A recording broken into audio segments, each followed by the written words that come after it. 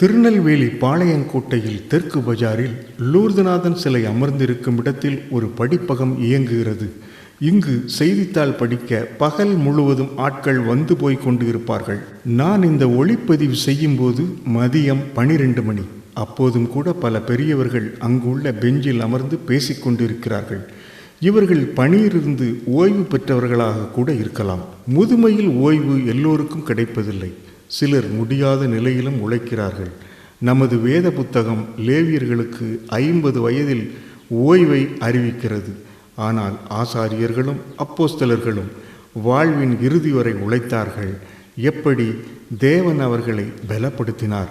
கர்த்தருடைய ஊழியர்களே, உங்கள் பலன் தேவனால் அருளப்பட்டது. ஆகவே முதுமையிலும் மகிழ்வாக அருட்பணியாற்றுங்கள். என் பலனாகிய கர்த்தாவே, உம்மை நேசி